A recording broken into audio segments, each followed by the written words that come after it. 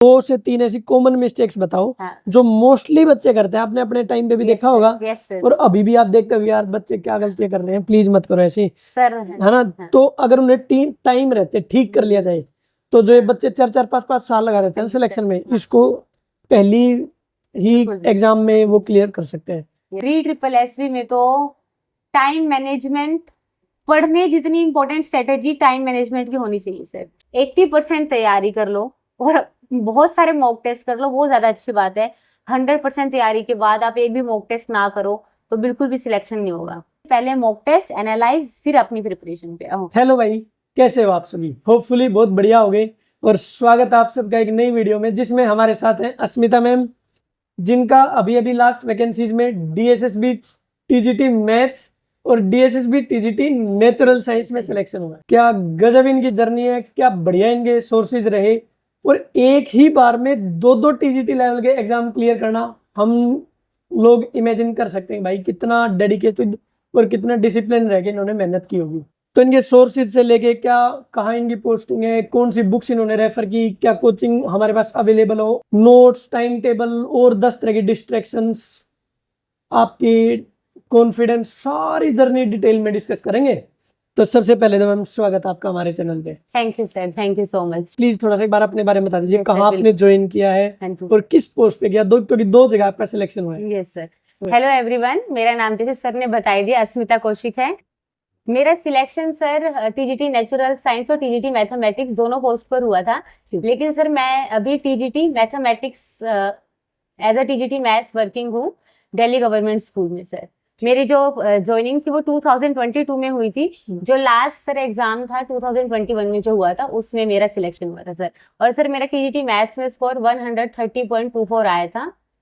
और cut off कितने गई थी सर? कट ऑफ गई थी उस टाइम पे 10, जो फर्स्ट कट ऑफ जो ई-डोजिल के लिए अपलोड करते हैं सर, वो गई थी 102 पॉइंट समथिंग। और आपकी रैंक क्या हाँ यस सर, मेरी रैंक थी 55।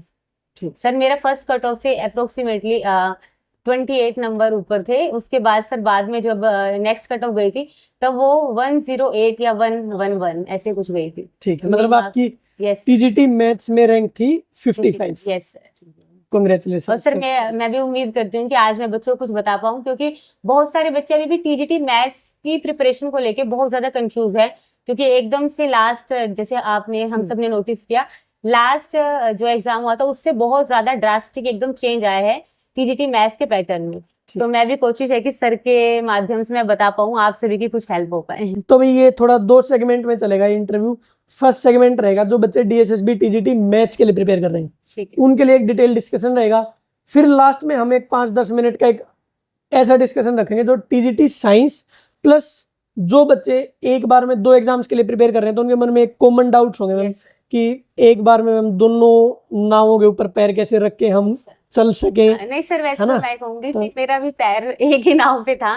मैंने भी TGT मैथ्स की प्रिपरेशन की थी। ठीक है, तो वो ठीक है कि थोड़ा सा टाइम मिल गया था, तो मतलब 10-15 दिन रिवाइज करने के, तो मैंने साइंस के लिए कर बस वो कौन सी स्किल्स थी जो आप यूज कर पाए और आपका दोनों में सिलेक्शन हो गया। तो लास्ट में डिस्कस करेंगे। तो पहले आपका जो मेन सेक्शन रहेगा TGT मैथ्स का। अभी जब आपका सिलेक्शन हुआ था किस वैकेंसीज में हुआ था? सर ये जो 2021 में वैकेंसी आई थी, एग्जाम भी 2021 में हुआ था। ठीक है। और जो रिजल्ट आया था सर वो शायद 21 के एंड या 22 के स्टार्टिंग में कुछ आया था और 22 में ज्वाइनिंग हुई थी सर। बढ़िया। पहला ही क्वेश्चन मेरे ध्यान में आया, पहली सैलरी कितनी थी?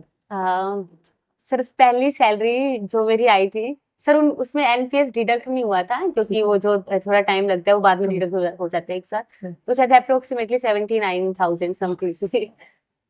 देख लो, पहली सैलरी 80,000, मतलब कह सकते हैं कि थोड़ा बहुत है, 1-2-4 साल बाद वो लगभग पहुंच जाएगी आपकी 1 लाख। ठीक है, ठीक है यार, थोड़ा सा तो मोटिवेशन इसी से ले लो, बाकी क्या ही चलेगा इंटरव्यू। मोटिवेशन होता है।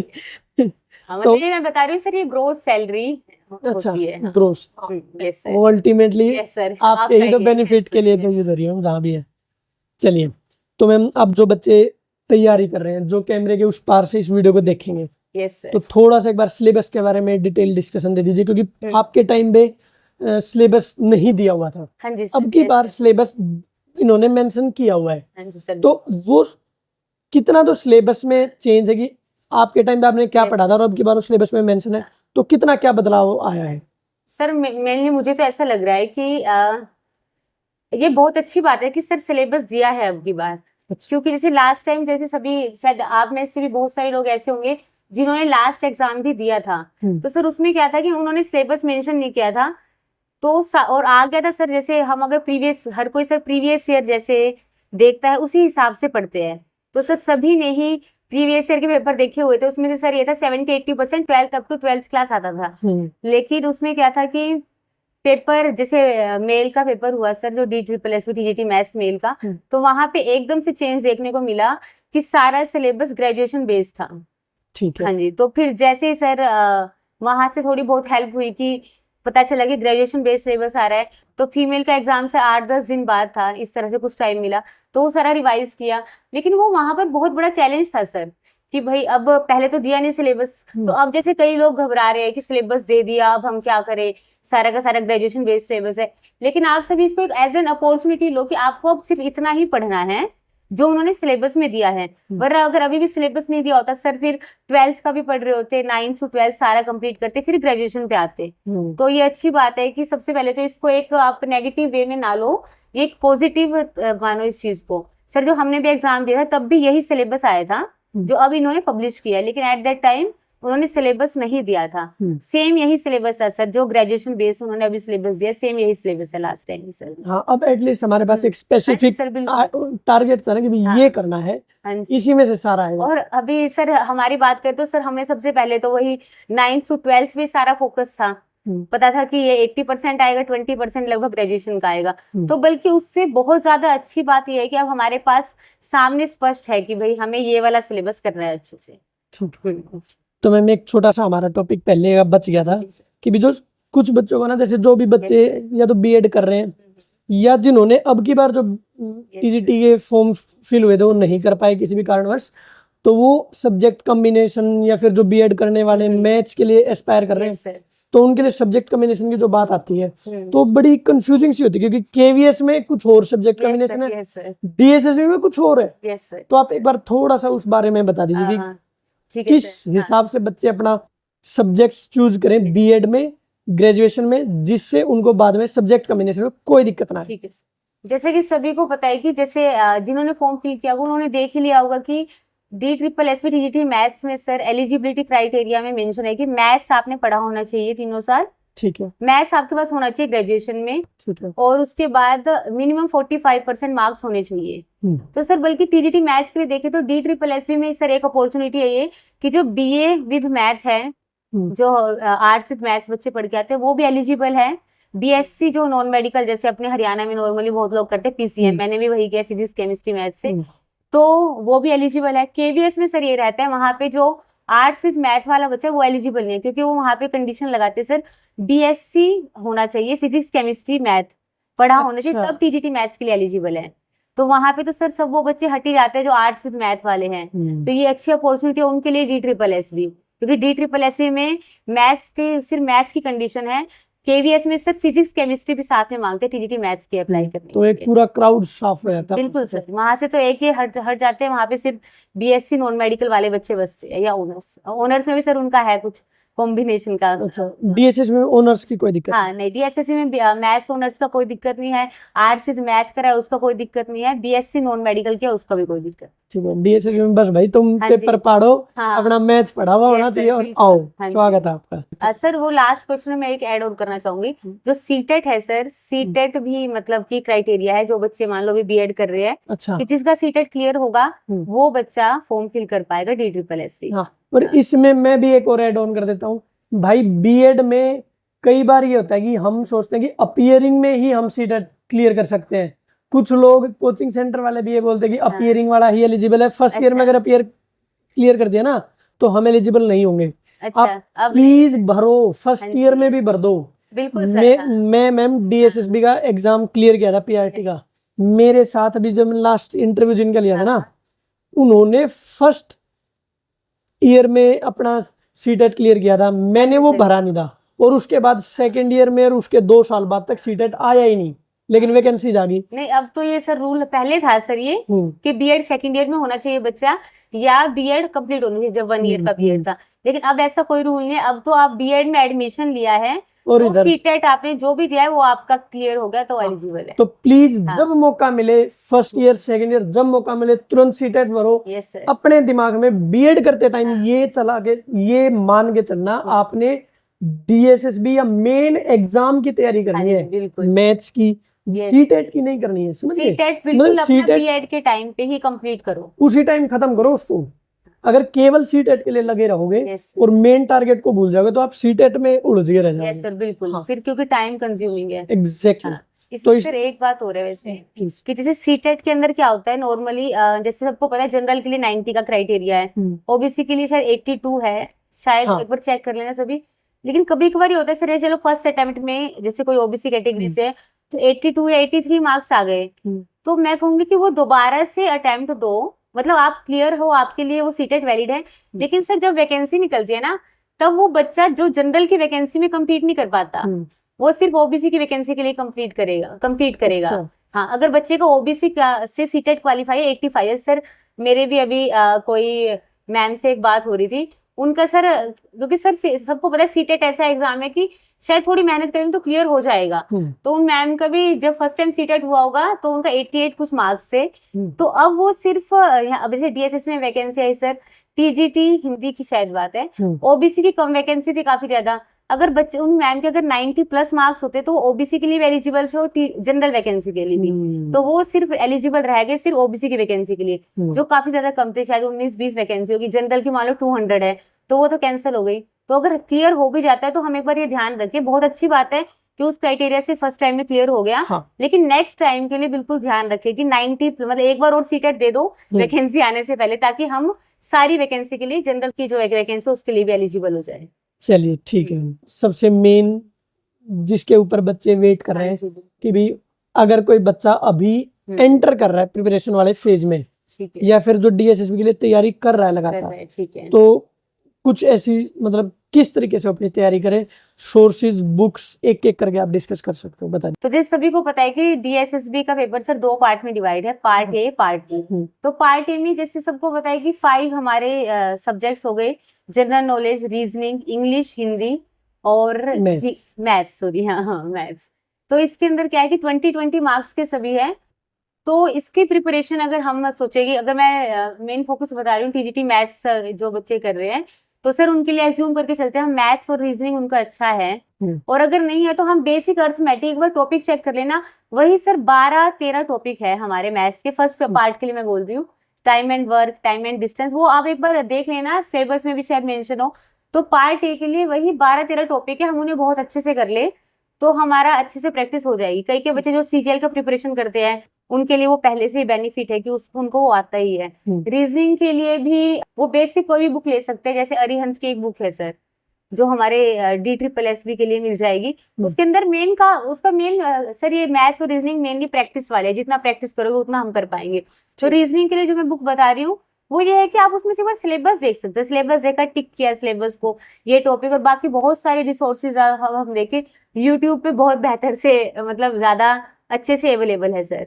अगर हम रीजनिंग मैथ्स इन सब की बात करें तो आपने हाँ जी कौन सर। सा रेफर किया था? आप से आराम से खुल के बता सकते हो जो अच्छा, आपने वो किया था वो भी। ठीक है, हाँ और हाँ बता। अच्छा, यूट्यूब भी और वैसे भी है ना? हाँ कोई भी किसी का भी नाम लो, कोई दिक्कत नहीं। अच्छा ठीक है सर। मैं अपनी बात करूँ तो इंग्लिश के लिए sir clinch to paramount basic और सबसे बेस्ट बुक है सर वो अवेलेबल। लेकिन ये देखो ये बात है उनके लिए है जो बच्चे अभी एंटर करेंगे इस फेज में कि प्रिपरेशन जो करेंगे, बीएड कर चुके हैं। लेकिन कुछ होंगे जिनकी प्रिपरेशन पहले से ही है, तो वो अपने सोर्सेज पे फोकस रखे, क्योंकि उनका ये है कि अब तो एग्जाम 1-2 महीने में हो जाएगा, तो वो ये ना सोचे कि हाँ भाई अब जो मैं बता रही हूँ रिसोर्सेज वो उन्हें फॉलो करने लगते हैं। ये सर उनके लिए जो बच्चा भी स्टार्ट कर रहा है प्रिपरेशन। तो प्लिंथ टू पैरामाउंट सर सबसे बेस्ट बुक है, जिन्होंने पढ़ी होगी वो भी इसके बारे में मतलब उसमें सर बेसिक आपका ये है कि जिसका वॉल्यूम 1 है सर, पार्ट 1 है उसका, तो बहुत बढ़िया किताब है सर। उसके अंदर आपको ये मिलेगा कि सारी चीजें और कुछ इंपॉर्टेंट टॉपिक आपको जब बच्चा पेपर करेगा मॉक टेस्ट वगैरह उसको पता चल जाएगा। जैसे सब्जेक्ट वर्ब एग्रीमेंट हो गया सर, प्रोनाउंस हो गए, तो ये टॉपिक ऐसे जिनसे बहुत सारे क्वेश्चन बनते हैं, जो एरर वाले क्वेश्चन भी होते हैं। तो यही है कि प्लिंथ टू पैरामाउंट आप इंग्लिश के लिए रेफर कर सकते हैं। हिंदी के लिए सर मतलब मैंने भी वही रेफर की थी, मतलब प्लिंथ टू पैरामाउंट ही। हिंदी के लिए सर अगर एक बुक है वो मिल जाए तो बहुत अच्छी बात है, बाकी सर वो कब मिलती है, एक एनसीईआरटी की बुक आती थी सर, कौन सी? 9th to 12th हिंदी व्याकरण, अच्छा एनसीईआरटी पब्लिश करता था। अच्छा अब तो नहीं करता सर, ना वो ऑनलाइन मिलती है। मेरे पास उसका एक बहुत पुरानी, जब हम पढ़ते थे कभी, तब की किताब है सर वो, उसमें कई पेज निकल गए हैं, तो मतलब इस तरह से वो किताब अभी भी है मेरे पास। लेकिन अगर वो बुक नहीं मिल रही है तो एक राजस्थान बोर्ड की बुक है सर, हाँ उसका पीडीएफ हमें मिल जाता है गूगल पे, वो भी हम्म, ऐसे सर बाजार में नहीं मिलती।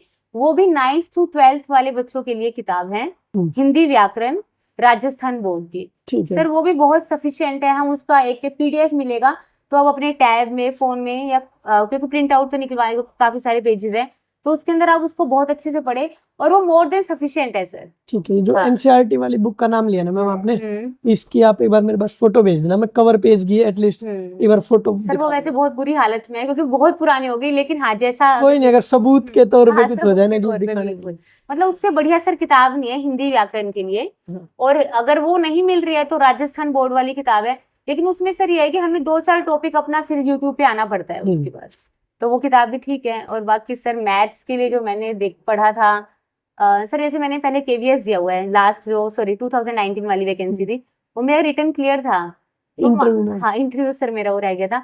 तो सर ये होता है प्रिपरेशन का फेज तो ना हमारा बहुत पहले से स्टार्ट हो ही जाता है कि हम कर रहे होते हैं, वो फिर जो तभी है तो इसको जर्नी हाँ कहते हैं। हाँ, तभी मतलब आप ये नहीं सोच सकते कभी बीएड वाले ये सोचे कि जो भी कर रहे हैं कि वैकेंसी आएगी तब हम जाके प्रिपरेशन स्टार्ट करेंगे। तो ठीक है, आप अपनी प्रिपरेशन रखो, जो वैकेंसी आए आप उसमें अपीयर हो जाओ, तो ये बहुत बढ़िया स्ट्रेटेजी रहती है सर। मैथ्स के लिए सर मेरे पास अपने कुछ नोट्स रखे थे, तो मैंने तो सर उन्हीं को ही रिवाइज किया टॉपिक वाइज से, उसका पीडीएफ जैसे मेरे पास है, तो मैंने वो रिवाइज किए थे मैथ्स के। बाकी रिवीजन प्रैक्टिस के लिए सर किरण की बुक है, एसएससी वाली वो किताब है, तो वो आप करना, मतलब उसमें भी आपको सिलेक्टेड टॉपिक करने हैं, और ये पता लग देखना है कि डीए ट्रिपल एसबी के लेवल वाले टॉपिक करने हैं, क्योंकि सर उसमें सीजीएल मेंस इसमें एसएससी वाले मेन हाँ जी मेन सर। तो उसका मतलब जो आपको अपने आप की प्रिपरेशन कर रहे होंगे तो आपको पता चल जाएगा कहाँ तक कौन सा टॉपिक मेरे लेवल का, एलसीएम एचसीएम हो गया सर, टाइम वर्क हो गया, तो जो टॉपिक अपने लेवल के तो उसमें से हम प्रैक्टिस कर सकते हैं, वो बहुत बढ़िया रहेगा सर। ठीक है। और रीजनिंग तो सर यूट्यूब वगैरह बेस्ट है। हाँ, रीजनिंग के सर लिए तो अगर आपका मैथ के ऊपर आप काम कर रहे हो तो रीजनिंग ऑटोमेटिकली फ्री हो जाएगी, बशर्ते आप उस पर अच्छी प्रैक्टिस करो। हाँ जी सर। और जहां दिक्कत आए उस टॉपिक को स्पेसिफिक हो गया, आप सर, यूट्यूब पे सर्च कर लो, अब तो सर मतलब यूट्यूब आराम से इतना बढ़िया है। जिंदाबाद। और जनरल अवेयरनेस के लिए तो सर मेरे जीके तो मैं मैथ्स वाले ना कम पढ़ते हैं शायद, जो स्टूडेंट वो भी रिलेट कर पाएंगे। जीके सर काफी थोड़ी रहती है कि मैम जी के सबकी ही हाँ, रहती है। तो बस जीके ठीक है, जितनी पढ़ी जाए ठीक है, बाकी और बाकी सब्जेक्ट इतने स्ट्रॉन्ग बना लो कि वहां की कमी ना खले, कि आप अटेम्प्ट कर दो तो आपको पता होगा थोड़ा बहुत ठीक ठाक हो गया अटेम्प्ट, हाँ। 8-10 फिर 12। आ जाता है आपका Okay. सेकंड पार्ट, हाँ यही 100 मेहनत मार्क्स, सर 100 है। मार्क्स का आता ना 90+10 सेकंड पार्ट्स में दो, मतलब एक सब तरह से बना कैटेगरीज हुआ है। है, 90 सब्जेक्ट हमारा और 10 हमारा टीचिंग पेडागोजी। ठीक है, यस सर। तो तो उसमें क्या हाँ रहता है हाँ बता दीजिए एक बार। सर, अगर हम अब देखें पहले का पैटर्न अलग था, अब हमारा जो लास्ट ईयर वैकेंसी निकली उसका पैटर्न अलग है। बहुत सारे सर मतलब ऐसे भी लोग हैं जो पिछली बार भी अपीयर हुए थे, वर्किंग है, वो लोग अब दोबारा अपीयर होंगे, तो वो रिलेट कर पाएंगे इस चीज से कि उससे पहले वाली वैकेंसीज का अगर हम उठा के देखेंगे 2000 पहले, तो सर मतलब जब भी पेपर हुआ होगा शायद 18 में, शायद चेक कर लेना आप सभी भी, तो तब का अगर हम देखेंगे तो पैटर्न बिल्कुल अलग था सर। लास्ट ईयर से पैटर्न बिल्कुल चेंज हो चुका है, सारा का सारा हमारा ग्रेजुएशन बेस्ड आ रहा है सर। उसके लिए सर बेस्ट मैं सर, अगर मैं पहले अपना बताऊं कि सर मैंने कैसे किया था, हाँ बिल्कुल क्योंकि सर उसमें ना बिल्कुल। हाँ, क्योंकि सभी को पता है सर कि टीजीटी मैथ्स में सर पहले मेल का पेपर हुआ था लास्ट टाइम, और हर कोई प्रीवियस ईयर वाली स्ट्रेटेजी से जा रहा था, जहाँ पे हम ज्यादा 12th तक का पढ़ रहे थे, ग्रेजुएशन का कम पढ़ रहे थे।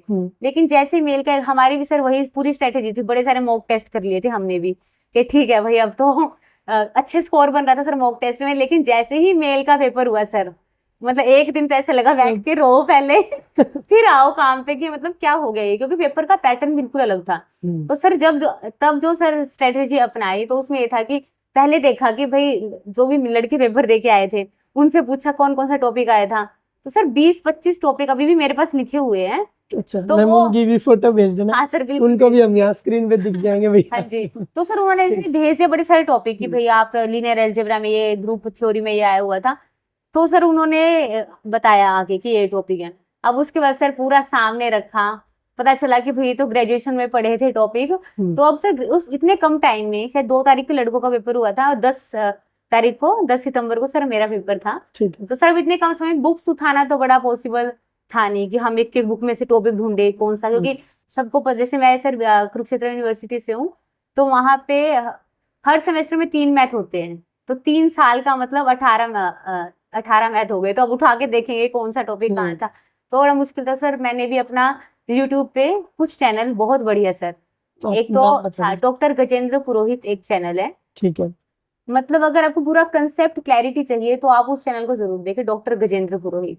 ठीक। टॉपिक डाले, आप ऐसे मत देखो बीएससी फर्स्ट ईयर का मैं डालू, टॉपिक दे रखे। अब तो अब तो बहुत बढ़िया बात है कि टॉपिक दे रखे हैं, भाई रीमन इंटीग्रल, मीट्रिक स्पेस, टॉपिक डालो डॉक्टर गजेंद्र पुरोहित तो वो आ जाएगा। मतलब कंसेप्ट क्लैरिटी के लिए बहुत बढ़िया है, बहुत ज्यादा। और सर दूसरा एक चैनल था अलका मैम आर्मी करके था, ठीक तो उस हालांकि मैं देख रही हूँ सर, अभी मैंने कल जैसे आपसे बात हुई तो मैंने चेक किया, वो वीडियो बना नहीं रहे, तो वो बहुत पुरानी वाली ही वीडियोस उनकी सर अवेलेबल है अभी। तो सर जो अलका मैम आर्मी वाला चैनल था, वो उन्होंने उसी टाइम लेटेस्ट ऐसे वीडियो बनानी स्टार्ट की, जैसे मेल का पेपर एनालाइज करके सारी थ्योरम्स उन्होंने उसके अंदर दे दी थी। ठीक है। तो उन थ्योरम्स का ये फायदा हो कि सीधा उन्होंने डायरेक्ट रिजल्ट दे दिए थे। तो अभी भी आप देखोगे तो मतलब ये नहीं है कि उसमें डिटेल में एक्सप्लेन नहीं किया हुआ, लेकिन एक आइडिया मिल जाए कि कैलकुलस में ये थ्योरम्स है, तो हम थोड़ा सा एक बेस के तौर पे वहां से हम देख सकते हैं। लेकिन उनकी सर वही वीडियो मिलेंगी, आप अगर सर्च करोगे तो 2021 अगस्त वाली वीडियो, सॉरी सितंबर 2021 सितंबर की ही वो वीडियोस उनकी मिलेंगी। तो उसके अंदर सर बड़ा डिटेल मतलब बहुत ऐसे एक्सप्लेन नहीं कर रखा था, लेकिन रिजल्ट दे दिए थे, जैसे मीट्रिक स्पेस में पूरे में ये रिजल्ट है, सारे रिजल्ट उन्होंने बता दिए। तो उनसे सर बड़ी मतलब बहुत हेल्प मिली थी। और एक चैनल है सर जीरो टू पाई, मतलब ऐसे ZERO ऐसे करके लिखा है, हाँ zero to pi channel search करेंगे, वो भी बहुत बेनिफिशियल है सर। उसमें आपका ग्रुप थ्योरी वाला, लीनियर ट्रांसफॉर्मेशन वाला, मेनली ग्रुप थ्योरी वाला जो पार्ट है वो बहुत बढ़िया तरीके से, महा मैराथन करके कुछ लिखा हुआ उन्होंने टॉपिक्स पे, वो बहुत सही है सर। ग्रुप जीरो टू पाई, ये 3 चैनल है सर। मुझे लगता है अभी भी बहुत मतलब ये 3 चैनल मैंने भी सर तब देखे थे। अब सर और बहुत सारे चैनल आ गए जिनके बारे में भी हम डिस्कस कर लेंगे वैसे। ठीक है। ये सर मैंने देखा था। ये बहुत बढ़िया हो गया मैम। अब फिर एक पार्ट बच गया आपका पेट सब्जेक्ट पेडागोजी। हाँ वो 10 नंबर। हाँ सर, क्योंकि मुझे लगा जिन्होंने सीटेट क्लियर कर लिया उसके लिए सर बहुत इजी है वो। अच्छा। वो आपका बहुत ज्यादा, एक तो केवीएस का पेडागोजी हम देखे तो वो बहुत डिटेल में आता है। यहाँ पर सब्जेक्ट पेडागोजी नहीं सर, वो टीचिंग पेडागोजी, वो एक बेसिक जो हमारा सीटेट का हमारा फर्स्ट पार्ट है, सॉरी सीटेट का हमारा जो चाइल्ड डेवलपमेंट एंड पेडागोजी वाला पार्ट है, वो सबसे पहले ही आता है, उसी से ही क्लियर हो जाएगा सर वो। अगर वो बच्चे ने अच्छा कर रखा है सीटेट में तो वहां के लिए ज्यादा मेहनत नहीं करनी पड़ेगी। लेकिन हाँ कुछ चीजें मैं बताऊं, जैसे राइट टू एजुकेशन और अब न्यू एजुकेशन पॉलिसी, ये बहुत अच्छे से कर ले। और कुछ थ्योरीज आपको लगता है कि अभी आपने पहले सीटेट की तैयारी की थी, पियाजे वगैरह का, कोहलबर्ग का, तो ये थोड़ा रिवाइज कर ले। बाकी सर नॉर्मल क्वेश्चन ही पूछते हैं कि अगर हम लास्ट पार्ट तक पहुंच जाए, यही चैलेंज रहता है सर डीएसएसबी में कि बच्चे आखिर तक पहुंच नहीं पाते। अच्छा। हाँ जी, तो सर अगर लास्ट पार्ट तक पहुंच जाए तो 10 में से मुझे लगता है जिस बच्चे का सीटेट में अच्छा मतलब पेडागोजी उसने सही तरीके से की होगी तो 10 में से 8 आराम से स्कोर कर लेगा सर लास्ट वाले पार्ट। मतलब आप भी ध्यान रखना कि लास्ट पार्ट तक तो बिल्कुल जरूर मतलब पहुंचना ही है। तो मैम एक आप वो बता रहे थे कि जैसे कुछ बच्चे ऐसे होते हैं कि सेकंड पार्ट पे ज्यादा ध्यान दे देते हैं, फर्स्ट पे नहीं देते, वो थोड़ा सा बता दीजिए। देखो जैसे अभी मतलब वही सर, अभी हमारा सिलेक्शन लेटेस्ट हुआ, लास्ट वैकेंसी हुआ है, तो लोग पूछ लेते हैं कि हाँ भाई कैसे तैयारी करें। तो मेरी किसी से बात हो रही तो उन्होंने बताया कि अभी फर्स्ट पेपर के लिए, मतलब मेरी फ्रेंड ही है वो, तो उन्होंने मुझसे पूछ रहे थे मॉक टेस्ट में मेरा इतना स्कोर आ रहा है, तो अभी भी मॉक टेस्ट में सर बहुत कम स्कोर उनका आ रहा था, पर उनका सारा फोकस ये था कि मैं पार्ट 2 पे अभी जाऊं, कि पहले पार्ट 2 अच्छे से कर लूं, मतलब कि, और उन्होंने बोला कि जब मेरा फर्स्ट आज मतलब कि जब एग्जाम की डेट अनाउंस हो जाएगी तब मैं पार्ट 1 देख लूंगी। और सर मैंने उनसे बोला मॉक टेस्ट करो, तो उन्होंने बताया कि मॉक टेस्ट में अभी वो अप्रोक्सीमेटली फर्स्ट पार्ट में ही सर 1 घंटे 20 मिनट 1.5 घंटा लिया जा रहा है। तो फिर उसमें हाँ, तो मतलब मेरा भी यही सजेशन रहेगा सभी को कि फर्स्ट पार्ट को भी सीरियस लो। बेशक क्राइटेरिया हट गया, कईयों को लगता है अब 40 वाला क्राइटेरिया फर्स्ट पार्ट से हट गया, पहले था सर 40 मिनिमम लेना होता था, अब फर्स्ट पार्ट में कोई क्राइटेरिया नहीं, सेकंड पार्ट में है कि 40 लेना है। ठीक। तो अब बच्चे वहां पे रिलैक्स हो गए। लेकिन प्लीज समझो कि अगर आप मैथ साइंस के लिए अपियर होते तो 40 नंबर से फर्स्ट पार्ट में आपका काम नहीं चलने वाला। हाँ, अगर आपके हाँ। फर्स्ट पार्ट में केवल 40-45 नंबर आ हाँ, रहे तो हैं बिल्कुल तो काम इसका नहीं चलेगा। मतलब ये है टाइम मैनेजमेंट, जैसे मैं अपनी हाँ। फ्रेंड की बात कर रही हूँ सर, वो उसने मुझे बोला 1 घंटा 20 मिनट लिया, मार्क्स भी बहुत अच्छे नहीं स्कोर किए। तो अब इतना टाइम लेने के बाद अगर हम थोड़ा इतना कम मार्क्स स्कोर करेंगे, तो मैंने उन्हें भी यही बोला कि आप प्रैक्टिस करो, ज्यादा एनालाइज करो। मॉक टेस्ट हम कर रहे हैं भाई, उसको एनालाइज जरूर करो। मतलब सर बहुत बार ऐसा होता है कि मॉक टेस्ट कर लिया, एनालाइज नहीं करते, अब उसे पता ही नहीं चला संधि का क्वेश्चन गलत हो रहा है।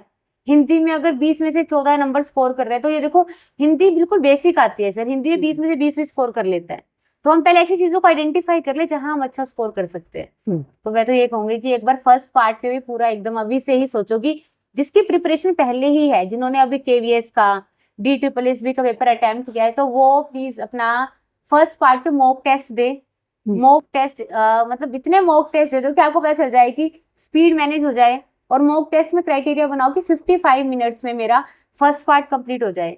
कि सर जब हम यहाँ 50-55 मिनट लेते हैं ना, पेपर में जाके अपने आप 5-10 मतलब 5 मिनट ऊपर हो जाता है। पर अब यहीं पर 1 घंटा 10 मिनट लगेगा, तो समझो सेकंड पार्ट के लिए टाइम नहीं है। और सेकंड पार्ट जिसने पूरा नहीं देखा आखिरी तक सर, फिर सिलेक्शन के चांसेस बहुत ज्यादा कम मतलब हो जाते हैं। ठीक है। तो मॉक टेस्ट है फर्स्ट पार्ट के लिए बेस्ट। हाँ। और मैम ने जहाँ गाइडेंस की बात की ना भाई कि आपको एनालिसिस करना बहुत जरूरी है, इसकी अहमियत सच में बहुत ज्यादा आपको तब समझ में आएगी। अब मैं आपको कहूँ कि भाई मुझे ना यूट्यूब के बारे में सीखना है, या मुझे भाई आपका सिलेक्शन DSSB में हो गया है तो मुझे भी तैयारी करनी है, मुझे गाइडेंस दे दो। अब आप कोई मुझे 1 घंटे की रामगाथा थोड़ी ही सुना सकते हो। गाइडेंस कब दे पाओगे? जब आप स्पेसिफिक हो गए, मैं आपसे पूछूं कि यार मेरे ना हिंदी में इतना इतना तो मेरा हो गया है, इस पोर्शन में मेरी दिक्कत रह रही है, मैं अपना होमवर्क एनालिसिस वाला करके आया हूँ, तब सामने वाला मुझे गाइड कर देगा और वो गाइडेंस किफायती भी रहती है। और सर एक बहुत बड़ा फोबिया है जो प्रिपरेशन, अभी भी बहुत सारे ऐसे लोग हैं कि जो प्रिपरेशन कर रहे हैं बहुत अच्छी, लेकिन मॉक टेस्ट नहीं कर रहे। तो मैं यही कहूंगी मॉक टेस्ट के बिना पेपर नहीं निकलेगा DSSB। अगर 100% प्रिपरेशन है और एक भी मॉक टेस्ट नहीं गया, तो सर मुझे लगता है कि DSSB का पैटर्न ही ऐसा है सर, 20-20 क्वेश्चन आते हैं। सभी को पता ही होगा, अब जो वीडियो देख रहे हैं, अगर नहीं पता तो मैं बता देती हूँ एक बार सर, कि उसमें सेक्शन ओपन होते हैं सर 20-20-20। अगर आपने एक सेक्शन सबमिट किया तब आप नेक्स्ट देख पाओगे और दोबारा उस पर नहीं आ पाओगे।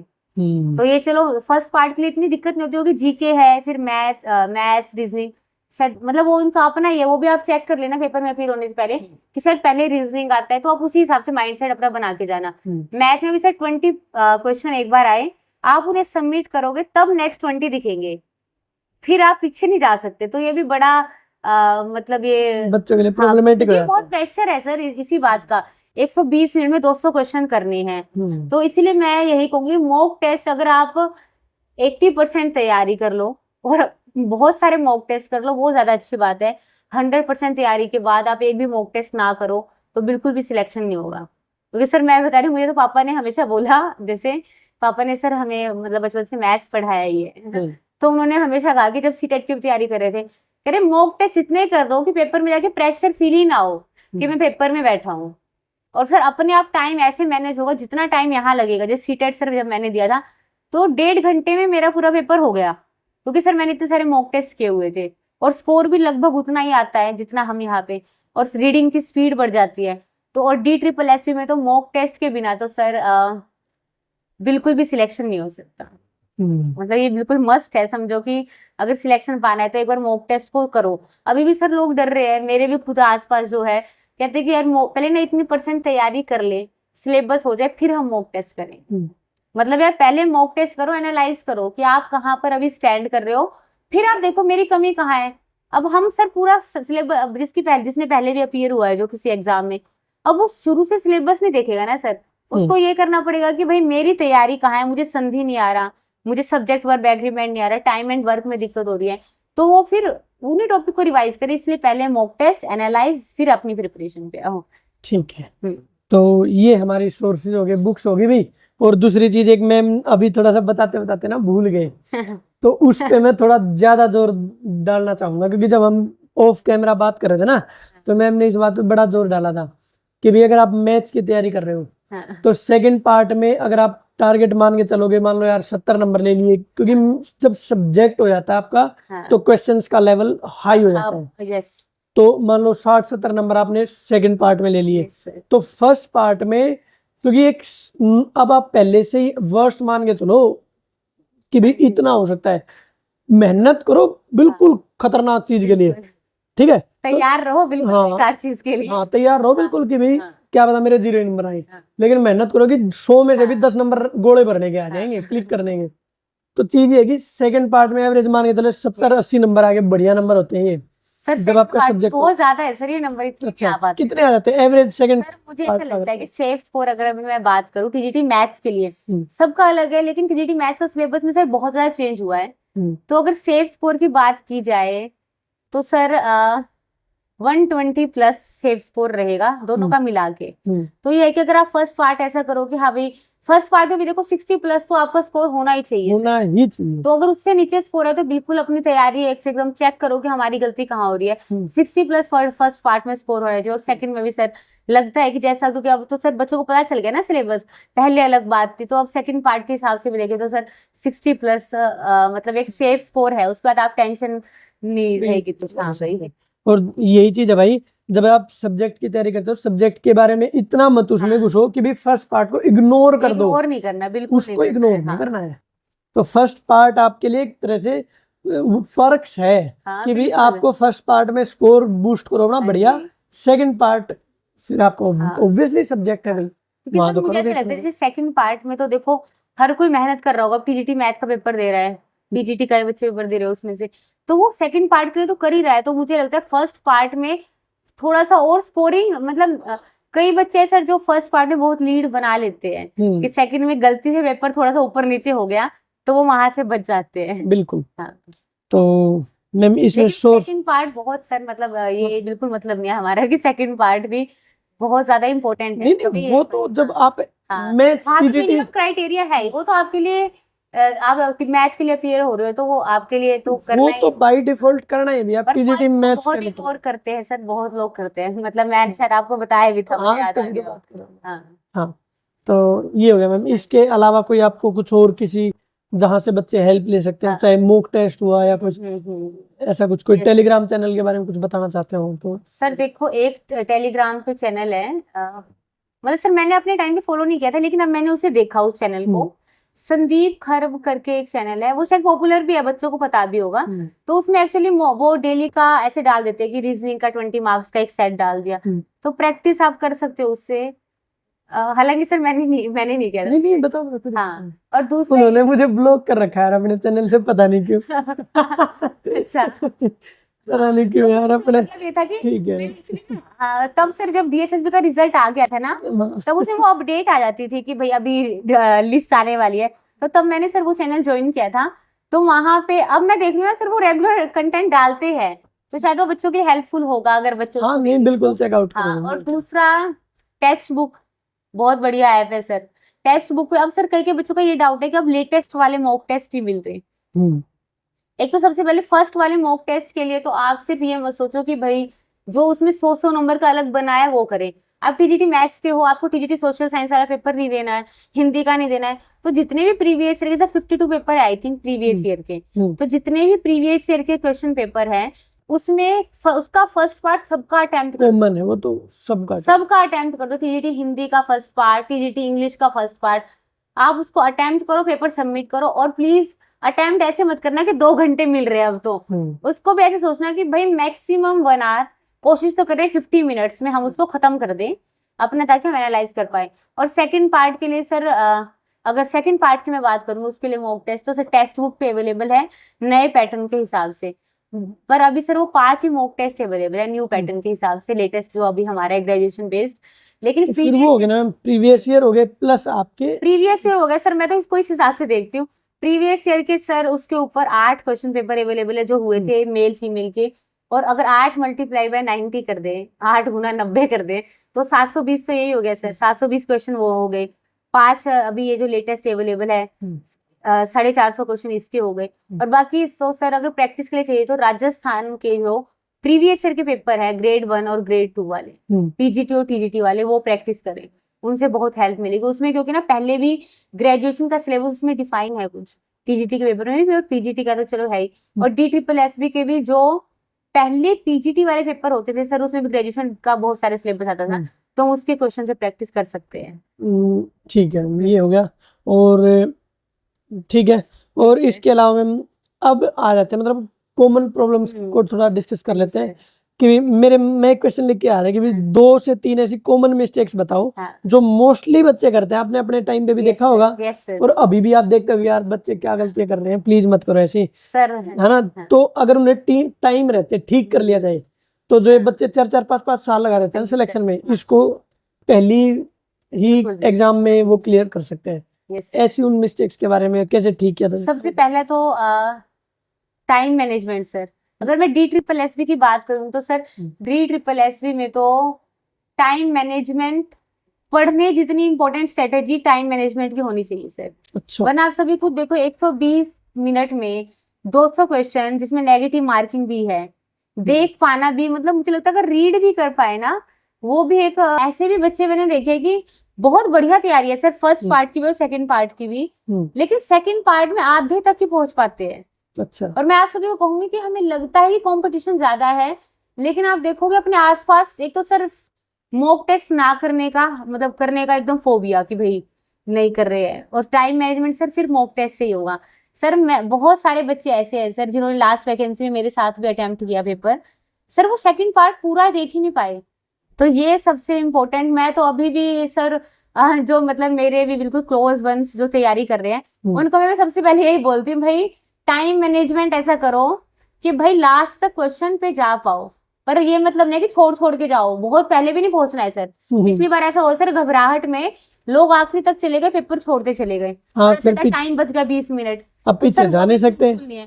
तो अपना टाइम ऐसे मैनेज करो कि हाँ भाई मैं देखूं कि मेरा फर्स्ट पार्ट है मैं 50-55 मिनट में खत्म कर पा रही हूँ, सेकंड पार्ट पे आ गए, फर्स्ट पार्ट सेकंड पार्ट मतलब इस तरह से जो मैथ का बता रही हूँ सेकंड पार्ट में, तो मैथ के सेकंड पार्ट में पहुंच गए, आप देखो कि हाँ भाई मेरे बचा हुआ है 35-40 मिनट, तो अपना उस स्पीड को अपना उसी तरह से लेके जाते हो अपना पेपर कंप्लीट करो। तो सर टाइम मैनेजमेंट से जरूरी कुछ भी नहीं है। और दूसरा सर मॉक टेस्ट, मैं मतलब इतनी बार बोल रही हूँ ना तो समझो इस बात का इतना सिग्निफिकेंस है इतनी है। और आखिरी तक पहुंच जाओगे बिल्कुल तो बल्ले बल्ले है सर। 10 क्वेश्चन में से 8 क्वेश्चन जो बच्चे की तैयारी ठीक है वो सही कर देता है सर। तो 8 क्वेश्चन ये नंबर कभी कभार बच्चे सर सेकंड पार्ट में 40 भी नहीं ला पाते सर, और वो क्योंकि यार लास्ट तक नहीं पहुंचे। तो भाई लास्ट तक जाओ, पेपर में टाइम मैनेज बहुत अच्छे से करो, तैयारी ऐसे करो कि मतलब बिल्कुल तैयारी जीत की सोच के चलो सबसे पहले ही, और अपना कंसेप्ट पे सर बहुत ज्यादा फोकस करें सर। अगर टीजीटी मैथ्स के लिए मतलब मेन फोकस बता दूं सेकंड पार्ट के लिए थोड़ा सा और कि जो हम यूट्यूब चैनल्स देख रहे हैं तो अपना थोड़ा स्मार्ट स्ट्रेटेजी अपनाओ सर। जैसे सर मेरे पास ना जब पता चला यार ग्रेजुएशन का ज्यादा सिलेबस आएगा सर, मैंने ना स्क्रीनशॉट लिए उनके, वो जो यूट्यूब पे पढ़ा रहे हैं वाला डॉक्टर गजेंद्र पुरोहित, तो उनके मैंने स्क्रीनशॉट लेके भाई PDF बना ली। तो मुझे उस वक्त ऐसा लगा अपने आप में कि यार बड़ा स्मार्ट मैंने इसको काम को किया, क्योंकि एक तो सर मैंने PDF बना ली, लीनियर ट्रांसफॉर्मेशन का ये PDF है, ग्रुप थ्योरी का ये PDF है, वेक्टर अलजेब्रा का, जिसके अंदर से मैंने अपना हैंड रिटन कुछ नहीं लिखा, मैंने जहां जहां से पढ़ा स्क्रीनशॉट लेके उसमें डाल दिया सर। मुझे पता आखिरी तक मैं बस उससे रिवाइज करके गई अच्छे बस। अब कमेंट में ये है मैम प्लीज वो स्क्रीनशॉट भेज दो, हम PDF भेज दो। पास है वो मैंने बहुतों को दिए हैं सर। मेरे साथ में भी तो आप प्लीज हमें भेजना भी, आप हमारा टेलीग्राम चैनल ज्वाइन कर लीजिए। इस बात को ये मत देखना कि आपको वो पढ़ना है, क्योंकि वो था सर उतने कम टाइम में कैसे ज्यादा पढ़ा जाए। तो सर वो मेरी स्ट्रेटेजी ये वाली थी कि मैं उतने कम समय में किस तरह से ज्यादा पढूं। तो सर उसमें जैसे 17, 18, 20, 25 पेजेस का मैंने स्क्रीनशॉट लेके एक जगह डाल दिया, जितने भी यूट्यूब चैनल से पढ़ा सब एक जगह डाल के बाद में अपने लिए, ताकि मुझे बार बार ना देखना पड़े। बाकी आपके लिए मैं फिर से बोलूंगी डॉक्टर गजेंद्र पुरोहित को आप फॉलो कर सकते हो, वो चैनल डॉक्टर गजेंद्र पुरोहित सर का चैनल है। और मतलब जो मैं अलका मैम आदमी का बताया वो फिलहाल तो कुछ लेटेस्ट नहीं बना रहे, लेकिन एक बार आप उनकी पुरानी वीडियो देखोगे तो आपको थोड़ा सा पता चल जाएगा, आइडिया मिल जाएगी ये थ्योरम्स है। और दूसरा सर एक है नितिन शर्मा का एक चैनल है, आप उनको भी मतलब फॉलो कर सकते हो, क्वेश्चन सही करा रखे हैं। और प्रैक्टिस के लिए पूछ रहे हैं बच्चे कि कहाँ से करें, कुछ अवेलेबल ही नहीं है, तो राजस्थान वाले पेपर भी जो टीजीटी पीजीटी के पेपर होते हैं उनके क्वेश्चन देख सकते हो, और DSSB के प्रीवियस ईयर के पीजीटी के देख सकते हैं। लास्ट तो है ही सर जो भी हमने यूपी का भी मतलब जो यूपी के पेपर है। हम्म। और 0 to पाई चैनल का भी एक बार देखना, बड़ा सर ये चैनल ना बड़े अंडररेटेड से है। हाँ, 0 to पाई चैनल है वो मैम, हालांकि अभी 1 साल से शायद वीडियो भी नहीं बना रहे, अच्छा। लेकिन वो महा मैराथन आप उनके देखना, आपको लगेगा कि हाँ भाई ग्रेजुएशन के मैथ का कॉम्पिटिटिव एग्जाम के मतलब फोकस रखते हुए उन्होंने पढ़ा रखा है। 0 to पाई आप मतलब कि देख लेना सभी, बहुत बढ़िया चैनल है ये। तो बढ़िया, ये तो डिस्ट्रैक्शन कम रखो। हाँ बताओ हाँ बताओ। मतलब डिस्ट्रैक्शन कम हो कि ये भी ना हो। कभी कभार सर क्या है, मीट्रिक स्पेस है वो ही 10 जगह से कर रहे हैं। भाई मीट्रिक स्पेस में थोड़ा ही सिलेबस है, मीट्रिक स्पेस में सर 8-10 क्वेश्चन आ जाते हैं पेपर में। तो मीट्रिक स्पेस देखो तुमने एक जगह से कर लिया, तो वहीं से हम उसको रिवाइज करना ज्यादा बेटर है। किसी एक यूट्यूब चैनल से कर लिया, फिर दूसरे पे जा रहे हैं, तीसरे पे जा रहे हैं, तो मतलब इस तरह से नहीं। तो अपना जो टॉपिक जहां से कर लिया उसको रिवाइज करो अच्छे से। बड़े सारे चैनल है सर अभी तो, मतलब मैंने नहीं किया, ये चैनल से अभी पॉपुलर हुए हैं कुछ। एक शैंकी भारद्वाज करके भी चैनल है सर। कौन से? शैंकी भारद्वाज। ठीक है, तो आप एक बार देख लेना, अगर आपको लगे कि आपके लिए मतलब सुटेबल है। शैंकी भारद्वाज, जमुना पार वाले? आप जानते हैं सर? नहीं नहीं ये एक वेब सीरीज है ना जमुना पार, हाँ ठीक है। उसमें शैंकी। मैं तो सर वो दिल्ली वाले जमुना पार सोच गई। अच्छा नहीं, वही जमुना पार है वो। अच्छा ठीक है, ओके ओके। तो ठीक है, शैंकी बताओ। भारद्वाज जी का जो चैनल है आप उसको देख सकते हो। करा रहे हैं वो DSSS TGT के फोकस पे। पर हाँ देखो, अगर आपको मतलब मैंने नहीं देखा सर उस टाइम में चैनल, जो मैंने देखा वो मैंने बता दिए, लेकिन आपको कुछ हेल्प मिलती है तो आप देख हाँ, सकते हो। बिल्कुल मैम। क्योंकि सर मतलब मुझसे जैसे आप पूछते हैं ना कि अब हम क्या करें, क्योंकि अब ज्यादा टाइम है लोगों के पास, 2-4 महीने तो है ही, तो मैं भी देख लेती हूँ कि हाँ भाई अब लेटेस्ट क्या चल रहा है। तो वो टेलीग्राम पे भी मैंने देखा था, वो डाल देते हैं उसके अंदर PDF जो अपना करा रहे हैं, मैथमेटिकल मॉडलिंग हो गया। तो ठीक है भाई, अपना बेस्ट दो एग्जाम में, बहुत DSSS भी वेट कर रहा है, आप लोग आओ। TGT मैथ्स के बहुत अच्छे अच्छे टीचर्स की जरूरत है। तो ठीक है भाई, ये हमारा एक छोटा सा डिस्कशन था, छोटा सा भी और बहुत बढ़िया। मुझे तो पर्सनली बहुत बढ़िया लगा बात करके कि TGT मैथ्स के लिए आप लोगों को अब एक आइडिया हो गया होगा कि तैयारी कैसे करनी है। अब थोड़े से मिसगाइडेड मत होना भाई। कमेंट सेक्शन में ये जरूर बता देना कि जो मैम ने बताया और जो आप तैयारी कर रहे हो उसमें कितनी चीजें मैच हो रही हैं। तो ठीक है मैम, हाँ जी सर। धन्यवाद आपका। सबसे पहले दो कि एक सेकंड, साइंस वाला बच्चा। हाँ बताओ बताओ बताओ। वो ना मेरे को याद आ रहा है अभी, एक सेकंड। बिल्कुल बताओ। हाँ मतलब मैं ये कहना चाह रही थी, जैसे TGT मैथ्स का जो पेपर है सर, उसके अंदर थ्योरम्स के रिजल्ट देखे, जो भी हम मतलब प्रूफ में ना जाए, क्योंकि अब क्या है बच्चे देख रहे हैं कि भाई ये वाला थ्योरम आ गया, इसका प्रूफ देखने, मतलब प्रूफ जो है उसको पढ़ रहे हैं, तो उसका कोई हमारे लिए बेनिफिट नहीं हो, क्योंकि आपको पता है MCQ पेपर है तो रिजल्ट्स ज्यादा आएंगे। और सर बेसिक मतलब मैं बता रही हूँ, ऐसा पेपर मिलेगा कि आप अगर तैयारी करके गए हो, कंसेप्ट पढ़ के गए हो, तो पेपर में क्वेश्चन देखते ही पता लगा दोगे। मतलब मीट्रिक स्पेस का जैसे अब शायद एक दो क्वेश्चन बचा, sketching and tracing of curve वाला भी शायद आपने पता नहीं मैम, मैं आपने एक क्वेश्चन डाला हुआ था सर, मुझे भेजा था।